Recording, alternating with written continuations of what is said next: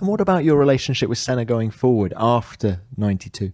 Was he aloof and didn't really talk to anyone, or did you feel you had a relationship? No, I had a relationship. I mean, I was going to all the Grand Prix as the reserve and development driver, so, I was part of the team.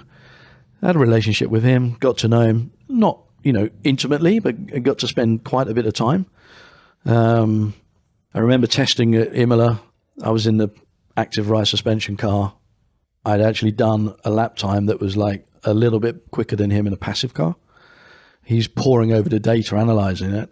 And at this point, I was due to go back to the airport, and Joseph Libero, the physio, Joseph's supposed to be taking me back.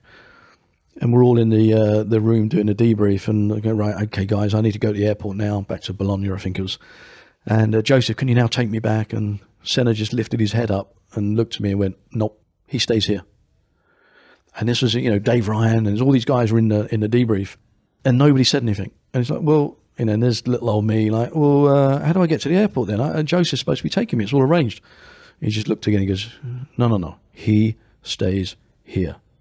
And it was a bit of psychology.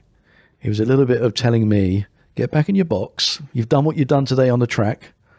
Yeah, but you are the test driver. You are the reserve guy. Just go sort yourself out. You're not taking any of the guys around me. And it was part of something that I understood and how he worked.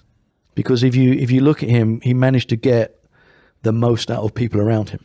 He had this way of describing something and putting pressure into a system without somebody actually working out that there was pressure going in until it was like, I've just realised what he's saying.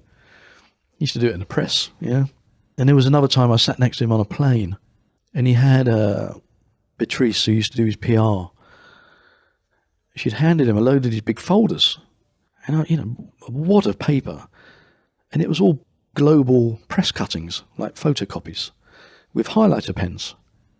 And he's pouring through it. And I'm like, what are you doing? He said, these are comments that are all negative towards me. He says, and I want to understand who's saying it. And I'm thinking to myself, like, that's another level above where I am. And for what reason does he need that? And how does he have that capacity to take on all of that, as well as worry about what he's doing? That was a difference. That was a difference between where he sat and what he achieved. So yeah, okay, I was in 2% club. He was in, beyond the 1% club. Best driver you ever had anything to do with? Best driver, yeah, best racing driver on Sunday afternoon for me, because I've raced against him and been in an environment with him, would still be Senna. Somebody who I thought was ultra fast was Hakkinen. I want to come on to Mika. Yep. Uber fast. But, Senna was one of those, borderline crazy, borderline genius. But what he was incredibly selfish. Selfish for the own reasons of making sure that he got what he wanted and being successful. And for me, I think that was probably one of my biggest weaknesses. I hadn't realized how selfish I needed to be to get what I needed to go forward. And it just wasn't in my makeup.